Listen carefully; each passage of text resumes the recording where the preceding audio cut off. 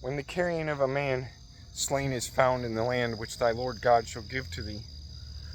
and he that is guilty of his death is unknown, the greater men in birth and thy judges shall go out, and they shall meet from the place of the carrion the spaces of all the cities about, and which city they see to be nearer that carrion than another, the elder man of that city shall take of drove a cow calf that hath not drawn yoke, neither hath cut the earth with a plowshare. And they shall lead that cow calf to a sharp stony valley that was never eared, nor received seed, and in that valley they shall cut off the head of the cow calf. And the priest, the sons of Levi, shall nigh, which thy Lord God chose, that they minister to him, and bless in his name. And all the cause shall hang at their word, and whatever thing is clean, either unclean, be it deemed by them.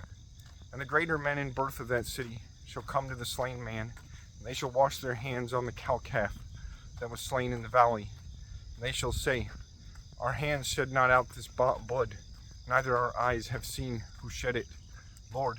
be merciful to thy people Israel, whom thou hast again bought, and reckon thou not innocent blood in the midst of thy people Israel, and the guilt of blood shall be done away from them. Forsooth thou shalt be alien or unguilty from the blood of the innocent which is shed, when thou hast done that the Lord commanded. If thou goest out to battle against thine enemies, that thy Lord God betaketh them in thine hand, and thou leadest prisoners, and thou seest in the number of those prisoners a fair woman, and thou lovest her, and wilt have her to wife, thou shalt bring her into thine house, which woman shall shave her hair, and shall cut her nails about, and she shall put away the cloth wherein she was taken, and she shall sit in thine house, and she shall beweep her father and her mother by a month, and afterward thou shalt enter to her, and thou shalt sleep with her, and she shall be thy wife. But if afterwards she sitteth not in thy soul, that is, pleaseth not thy will, thou shalt deliver her free, neither thou shalt be able to sell her for money, neither oppressed by power, for thou madest her low. If a man hath two wives, one loved and another hateful,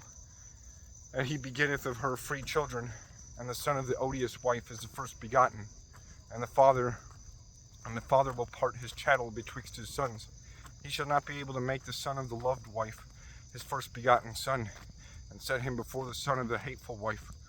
But he shall know the son of the hateful wife to be his first begotten son, and he shall give to the son all things double of those things that he hath. For this son is the beginning of his free children,